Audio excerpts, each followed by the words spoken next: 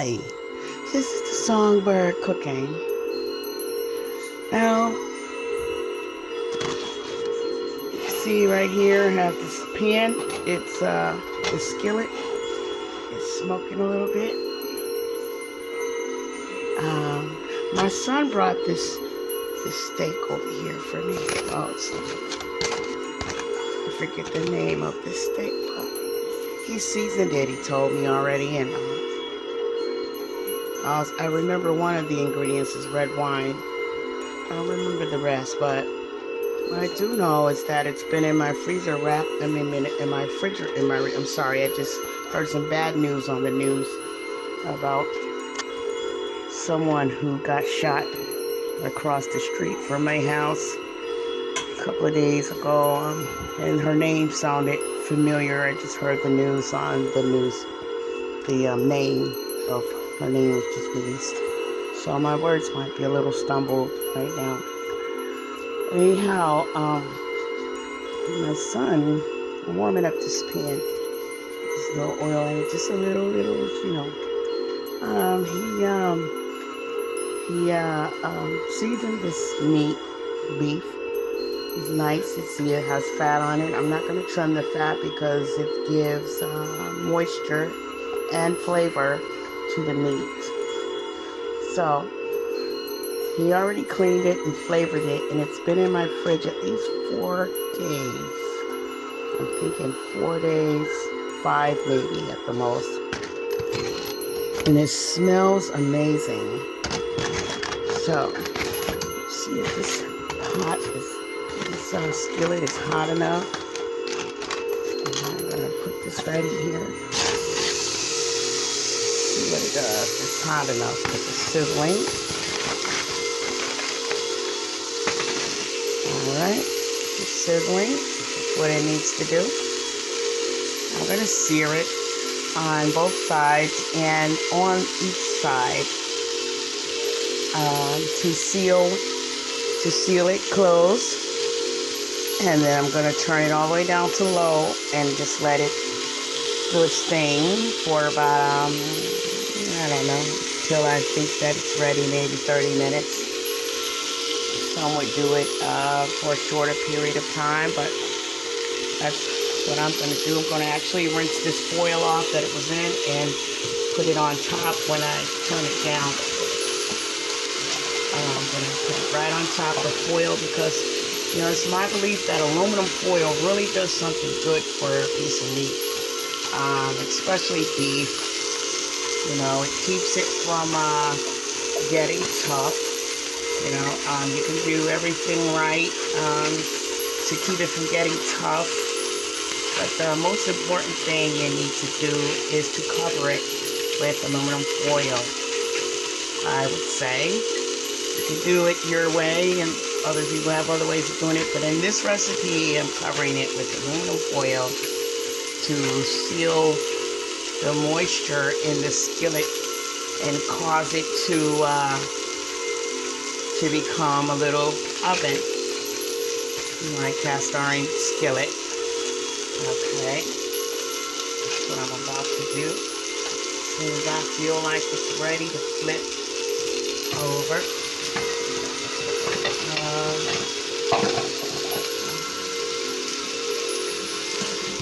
okay. The other night I made beans and rice.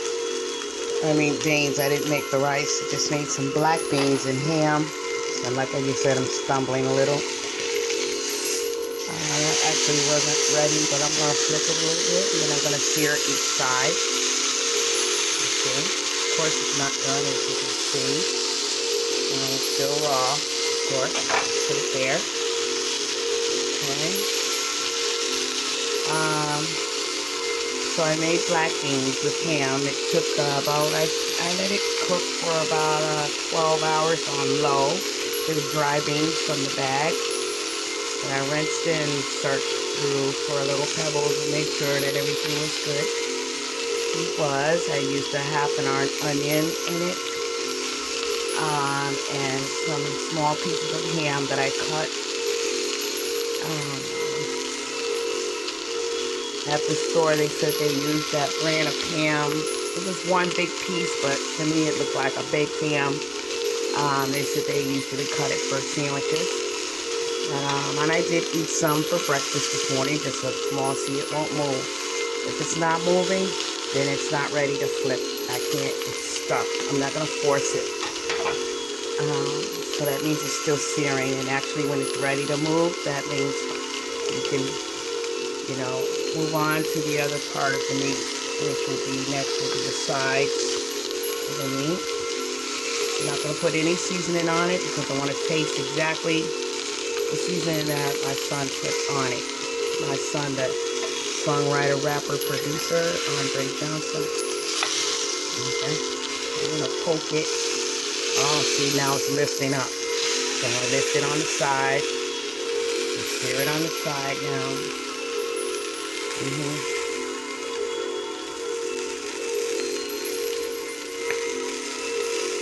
You see the skillet is really smoking.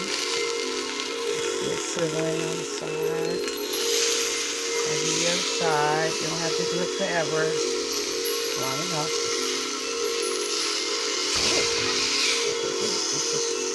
Be still. See, that side is nicely seared, really good. Searing it on the side. And I learned this from a cooking show, a male cook, chef, sorry, I won't say your name, but he's a chef and everybody knows who he is. He was on cable on cooking and for years and years. And he can really make a good side of beef because I tried his recipes and it came out exactly the way he said it would if you take these steps. Okay. Oh. And I really should be using some tongs because I shouldn't be poking it and sticking holes in it. But it's going to be okay.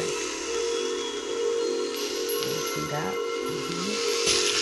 Now, you see that little bit of fat right there is making oil in the pan. That's why I don't trim it off. Actually, I like the flavor that it brings to the meat. And now, I don't want my pan to smell or taste burned. So, I'm going to turn it down. All the way down to low. To low, right there. That's where it's going to be right now.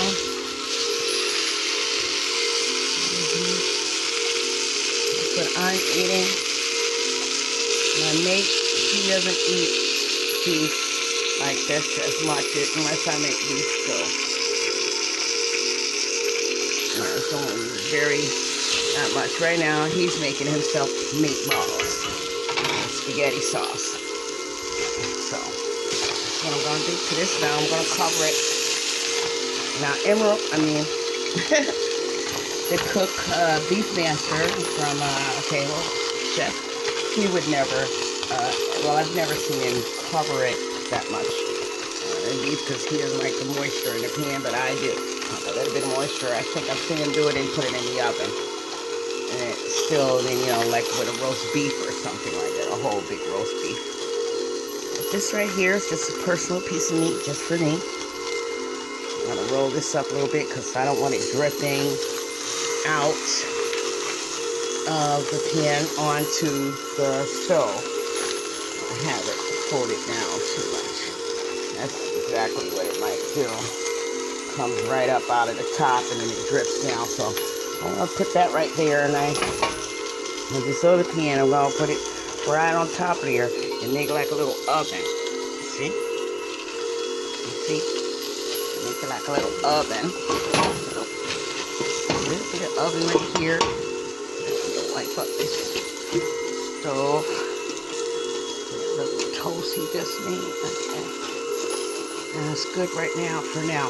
See, it's still hot. It's still extremely hot right now. You can see the steam coming up. So, see, I turned the pan upside down on top of it. See? So, gonna see what that does and let it do what it needs to do, and I'll come back and check it out later. Give it. Matter of fact, I think I'll set this timer. I don't know. Is anything in this oven? Oh, okay. The meatballs. Okay, well, right now I need to set this timer for about 30, 40. I'm going to do 40 minutes because I like my meat cooked all the way through.